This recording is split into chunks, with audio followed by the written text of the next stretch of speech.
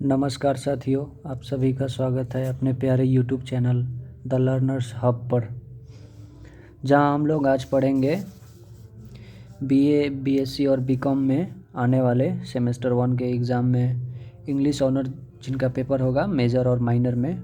ठीक है, उसमें हिस्ट्री ऑफ इंग्लिश का पोएट्री पढ़ना है, जो एलिजाबेथन एज से मॉडर्न पीरियड तक है। इसमें हम लोग एक वीडियो बना चुके हैं। ठीक है, एक क्लास हम लोग कर चुके हैं। अभी कम से कम हम लोग करेंगे कितना, 6 या 7 और क्लास करेंगे।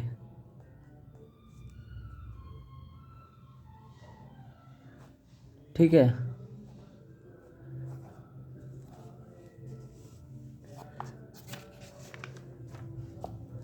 आज हम लोग का नेक्स्ट क्वेश्चन है, name the leading poet of the restoration period, what the royal post did he hold. ठीक है, ये कह रहा है कि जो रेस्टोरेशन पीरियड था, इसका लीडिंग पोएट कौन थे, उनका नाम दीजिए, उनका नाम बताइए। ठीक है, तो इसका आंसर है the leading poet of the restoration period was John Dryden.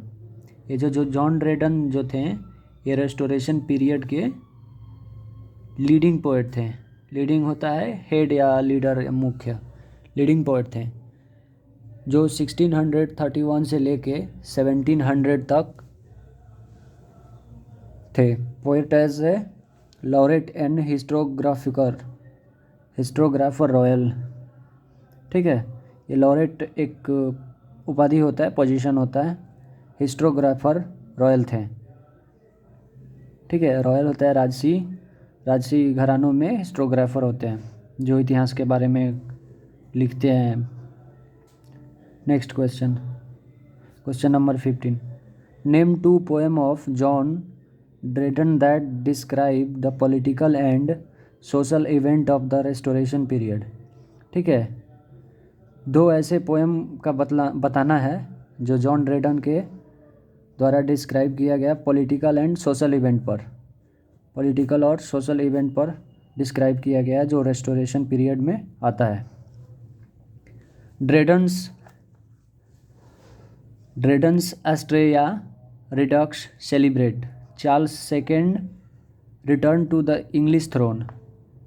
जो ड्रेडन्स थे, इनका एस्ट्रिया रिडक्स सेलिब्रेट, इनका एक सेलिब्रेशन का टाइप होता है, जो चार्ल्स सेकेंड को return on the English throne, मतलब इंग्लिश थ्रोन पे फिर दोबारा वापसी के लिए ये लोग सेलिब्रेट कर रहे थे। ठीक है, इनमें लिखा गया था क्या, एनस मिराबिल्स। ठीक है, एनस मिराबिल्स जो 1667 को दिया गया था। ये spirited account of the great fire in London. ठीक है, काफ़ी ज़्यादा स्पिरिट होता है जुनून टाइप का था, और ये ग्रेटेस्ट फायर इन लंदन, काफ़ी बड़ा उत्साह था। ये जो दिया गया था एनस मिराबिल्स। अब नेक्स्ट क्वेश्चन देखेंगे, व्हाट इज़ टोटलिस मिसलेनी और हु वाज टोटल।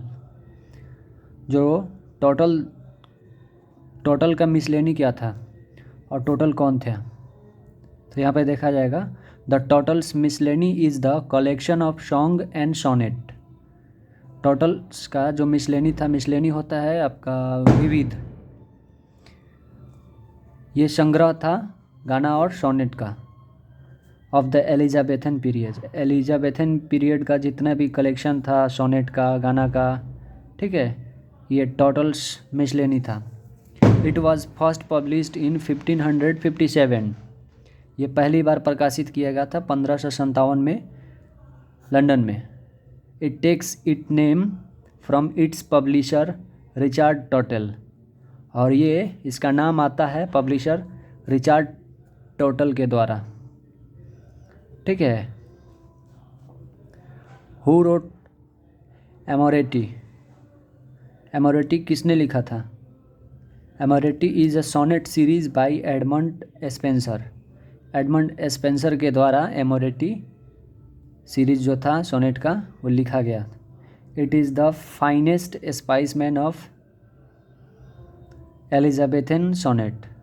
ये काफ़ी अलग, फाइनेस्ट मतलब कि एकदम क्लियर होता है, सबसे अच्छा होता है।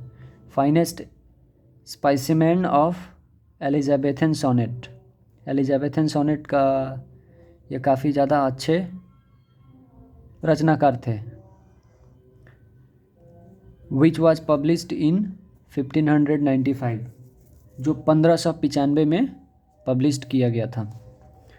Name two cavalier poets. Why are they so called. दो कैवेलियर पोएट्स का नाम बताना है और वे क्यों कैवेलियर बोले जाते हैं। तो इनमें पहला नाम आएगा रॉबर्ट हैरिक का, ठीक है। दूसरा नाम आएगा रिचार्ड लवेसी का। रॉबर्ट हैरिक जो थे 1591 से लेके 1674 तक इनका कार्यकाल रहा है। और रिचार्ड लवेसी हैं जो इनका कार्यकाल था 1618 से लेके 1618 से लेके 58 तक, ठीक है। Are cavalier poets. These poets are royalist and represent a rebellion against Puritanism. They write about love in its sensuous aspects. ये लव जो था ना, मतलब कि ये जो रोमांस था, ये बोल सकते हैं कि जो राज दरबार में वीरता का बखान जो होता है, वीरता का प्रदर्शन होता है। जैसे मान लीजिए कि कोई बहुत बड़ा साम्राज्य जीत जाते हैं लोग, तो उस चीज़ को प्रदर्शन करना भी लव बोल सकते हैं, देश को लेके, राजनीति को लेके, ठीक है। और ये लिखा गया था सेंसियस एस्पेक्ट को देखते हुए, ठीक है। ये रॉयलिस्ट लोग थे, मतलब कि ये राजसी दरबार में रहते थे, कैवेलियर पोएट्स। अब नेक्स्ट क्वेश्चन देखेंगे।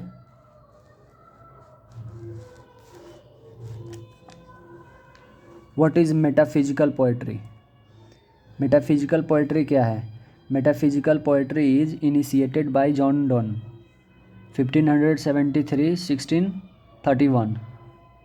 Doctor Johnson following Dryden called John Donne metaphysical, ठीक है। अब देखिए मेटाफिजिकल पोएट्री जो होता है वो जॉन डॉन के द्वारा ही शुरुआत किया जाता है, ऐसा माना जाता है, ठीक है। डॉक्टर जॉनसन जो थे वो ड्रेडन कहलाए जाते थे। John Donne metaphysical. मेटाफिजिकल हम आप लोग को पहले भी बताए हैं कि जो मेटाफिजिकल होता है, मेटाफिजिकल जो होता है ये दो शब्दों से बना होता है। मेटाफिजिकल, मेटा होता है आपका सुदूर, ठीक है। काफ़ी होता है बियॉन्ड, ठीक है। काफ़ी बियॉन्ड होता है। और फिजिकल होता है ये आपका फिजिक्स से होता है, ये होता है भौतिक, ठीक है।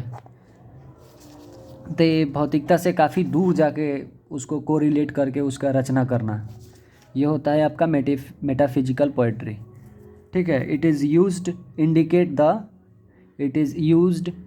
The highly intellectualised work of John Donne, ठीक है। काफ़ी ज़्यादा हाईली इंटेलेक्चुअलाइज्ड जो था ये मेटाफिजिकल जॉन डॉन की ओर दर्शाता है। His poetry is blend of intellect and passion. इनका जो पोएट्री था वो काफ़ी ज़्यादा इंटेलेक्ट था और इनके पैशन को दिखाता था। विट एंड इमोशन। विट होता है बुद्धिमानी, इमोशन होता है भावना। काफ़ी ज़्यादा बुद्धिमानी, तीव्रता और भावना को दिखाता था। द स्प्लेंडिड एंड द कोलोक्वियल, ठीक है। Splendid and कोलोक्वियल। स्प्लेंडिड होता है भव्यता को, ठीक है। कोलोक्वियल भी होता है उसका कलेक्शन, जैसे बोलते हैं ना, उसका संग्रह, भव्यता का संग्रह दिखाता है। व्हाट इज़, अब next question, what is metaphysical conceit. Metaphysical conceit क्या होता है। तो कॉन्सीट हम बोले ना, कॉन्सीट होता है यही आपका मेटाफिजिकल। ये जो थियरी होता है ना मेटाफिजिकल, काफ़ी दूर दूर के चीज़ों को रिलेट कर देना, ये कॉन्सीट होता है आसान भाषा में। ठीक है। A metaphysical conceit is an intellectual image, definition, emotion. Helen. ठीक है। गार्डनर सेज, ये हेलन गार्डनर जो थे, इनका कहना था कि जो कंसीट होता है, मेटाफिजिकल कंसीट होता है, वो instrument persuasion in an argument. ठीक है, इसमें काफ़ी बहस होता है। ठीक है, और काफ़ी दूर तक, इसको इमेजिनरी भी बोल सकते हैं, इमेजिन करके ही इसको इमोशन से जोड़ा जाता है, और इसमें इंटेलेक्चुअलिटी भी होता है। ठीक है। इन अ पोएम के अंतर्गत Donne compares the two soul of lovers to a geometrical compass. Vegetable love in his coy mistress is an example of conceit. ये जो होता है, आप लोग प्रकाल देखे होंगे, कंपास जो देखे होंगे ज्योमेट्रिकल, उसका दो पहिया होता है। ठीक है, एक के जगह पर मान लीजिए कि कैसे दिखाएं हम आपको, जैसे मान लीजिए कि यहाँ पे एक सेंटर होता है, यहाँ से एक वो कंपास ऐसे जाएगा। ठीक है, ये दोनों एक दूसरे से जुड़ा रहता है, और एक कंपास का एक जो पॉइंट है, अगर एक जगह पे स्थिर रहेगा तो एक है कि उसके चारों ओर घूमेगा। ठीक है, कहीं दूर नहीं जाएगा, इतना ही दूर पे राउंड करेगा, चाहे उसको दाएं ले जाएं बाएं ले जाएं। ठीक है, तो ये कंपास के जैसा वो काउंट करते थे, कंपास के जैसा जोड़ते थे। ठीक है, मेरी ज्योमेट्री भी ठीक ठाक है, बहुत अच्छा है। वेजिटेबल्स लव, बताइए किसी का वेजिटेबल लव होता है? ये वेजिटेबल लव बताते थे। इन हिज कॉय मिस्ट्रेस, मतलब कि इनकी जो मिस्ट्रेस थी, इनकी कॉय, शाइनेस जिनको बोलते हैं, शर्मीलापन, एक एग्जाम्पल था कॉन्सीट का। अब यहाँ पे आएगा, who is the author of lives of poet, name a poem written by the same author. किन्हें माना जाता है कि कवियों का जीवन किन्हें माना जाता है?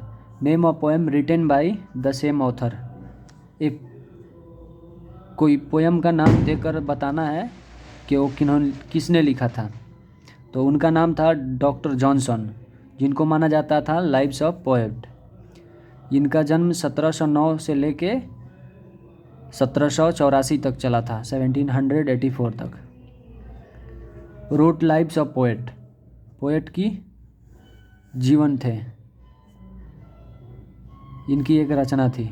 ठीक है, his poem are London of vanity of human wishes. इनका दो मुख्य पोएम था, एक का नाम था लंडन एंड दूसरा का नाम था वैनिटी ऑफ ह्यूमन विशेस। इसमें जो ह्यूमैनिटी ऑफ ह्यूमन विशेस जो होता है, इसमें होता है मानव इच्छाओं को लेके, कि मानव की इच्छाएं असीम होती है, चाहे इंसान को बहुत कुछ मिल जाए, बहुत ज़्यादा ऊंचाई, बहुत ज़्यादा पैसा, बहुत ज़्यादा पोजीशन, पावर, शक्ति हो जाना बाद में दुखदाई होता है। इसमें वही चीज़ दर्शाया गया है, आप लोग पढ़िएगा, काफ़ी ज़्यादा मज़ेदार है ये वाला, vanity of human wishes. Which one is the new classical age? Which one is the new classical age in English literature? Why it is called new classical? ठीक है, new classical age in English literature begins from the restoration period. ठीक है, ये जो new classical age होता है English literature में, restoration period से शुरू होता है और extended to the 18th century, और ये आपके 18वें शताब्दी तक चलता है। Literature dominated by pope doctor Johnson जैसे पोएट के द्वारा। ठीक है, इसमें डोमिनेटेड जो पोएट थे आपका अलेक्जेंडर पोप थे, डॉक्टर जॉनसन थे, ठीक है, ये आपका नियो क्लासिकल एज में थे। अब हम लोग नेक्स्ट पे चलते हैं इसी का आंसर को लेके।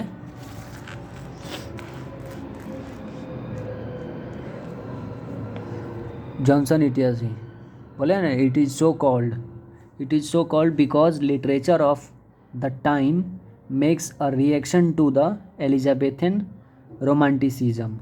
ये जो एलिजाबेथन टाइम का जो रोमांटिसिज्म था, बोले ना रोमांटिसिज्म होता है एक वीरता को लेके, ठीक होता है, जिसमें जंग होता है, काफ़ी ज़्यादा युद्ध होता है, वार होता है, उस टाइम का विवेचना होता है, मतलब उस टाइम का वर्णन होता है, उसी को ये दर्शाता है। Make a reaction and follow the ideals of order, good sense and decorum in literature. और ये दर्शाता है आइडियल ऑफ ऑर्डर, मतलब कि आदेश का सिद्धांत, ठीक है, good sense and decorum in literature, और ये लिटरेचर में काफ़ी बेहद अच्छा सेंस दिखाता है। सो इसे कहा जाता है neo classical age. Neo classical age that means good sense.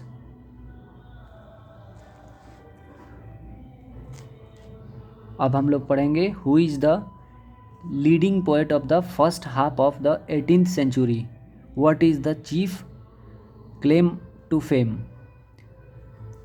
18वीं शताब्दी के आधे पहले, हाफ फर्स्ट, लीडिंग पोएट कौन थे एंड उनका चीफ क्लेम टू फेम क्या है।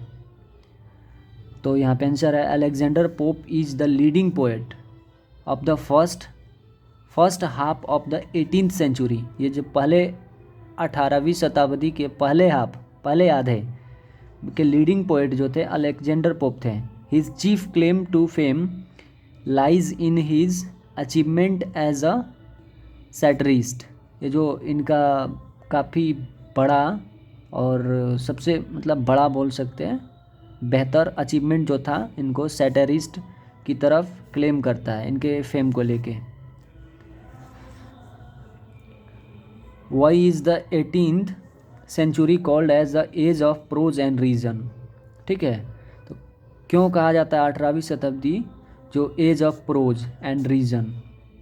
ये प्रोज पोइट्री आप लोग जिसमें पोएम पढ़ते हैं, प्रोज आप लोग जिसमें कहानियाँ पढ़ते हैं, ठीक है। वो इस 18वीं शताब्दी को क्यों कहा जाता है, 18th सेंचुरी को क्यों कहा जाता है age of prose. In 18th century reason was given importance and emotion and imagination. 18वीं शताब्दी में रीजन दिया जाता था, इम्पोर्टेंस एंड इमोशन मुख्य कारण था, ठीक है, और इमेजिनेशन, इसमें कल्पना भी होता था, वर बिटल्ड, ठीक है, और इसमें ये जो बिलेटेड था इमेजिनेशन भी था। It is the age of Locke philosopher. ये जो लॉकी थे ये आपका पॉलिटिकल फिलोसोफर थे, एंड न्यूटन साइंटिस्ट थे, ठीक है। Classical ideal of perfection of style and appeal to intellect dominated the literature, ठीक है। और ये काफ़ी जो आइडियलिस्टिक जो होता है, क्लासिक आइडियलिस्ट, ये आपको परफेक्शन को दर्शाता है, ठीक है, इंटेलेक्ट डोमिनेंट इन लिटरेचर में। Prose was suited to the age and prose developed in different sphere. ये जो प्रोज आपका था ये काफ़ी ज़्यादा अलग अलग दिशाओं में बढ़ने लगा, और इसमें होता क्या था, आपका इमोशन था, इम्पोर्टेंस यही ना होता है कि आपका भावना हो, आपकी कल्पना हो, आपकी रचना हो, ठीक है। इसलिए 18वीं शताब्दी को एज ऑफ प्रोज माना जाता है। अब नेक्स्ट क्वेश्चन हम लोग देखेंगे 24। Why is the 18th century called age Augustan age. 18वीं शताब्दी को क्यों कहा जाता है Augustan age. It was, answer इसका देखेंगे, it was Dryden the poet laureate of the restoration period. Laureate बोले ना उपाधि, ग्रेटेस्ट ऑनर, रेस्टोरेशन पीरियड का बड़ी उपाधि होती है लॉरेट, जिसमें डेरेडन, ठीक है, और पोप भी थे, अलेक्जेंडर पोप वगैरह। Who had the vision of Britain under the restored Stuarts, ठीक है, इनका जो दृश्य था, विजन था, वो ब्रिटेन के अंतर्गत आता था, जो चार्ल्स सेकंड उस टाइम के किंग थे। As a condition by the example of imperial Rome of August, ये एग्जाम्पल दिखाता है, ये जो रेस्टोरेशन पीरियड के ये जो लोग लॉरेट लोग थे, इनका जो कार्य था, इनका जो वर्क था, वो दिखाता था imperial of Rome of August, Rome of August के जैसा दिखाता था। The proper models of poetry could only be Augustan, ठीक है, ये जो प्रॉपर मॉडल होता है पोएट्री का, वो अगस्टन के द्वारा ही हो सकता है, ऐसा माना जाता है।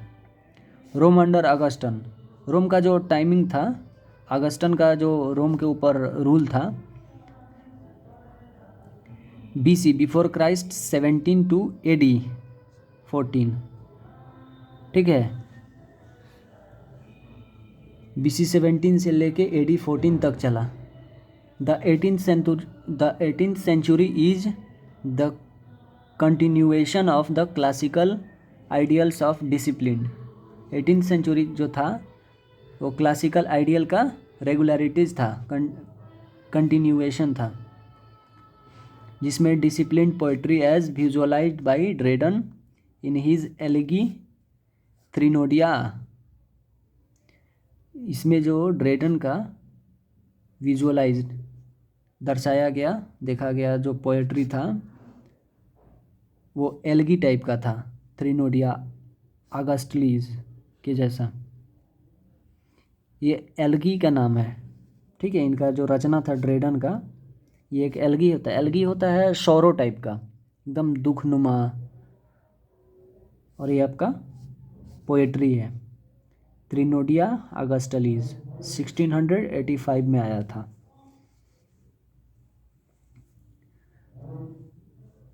आज हम लोग इतना ही पढ़ते हैं, ठीक है, फिर नेक्स्ट में पढ़ेंगे। ऐसे हम अगर चाहते हैं 5-5 क्वेश्चन 10-10 क्वेश्चन करें तो काफ़ी ज़्यादा होगा।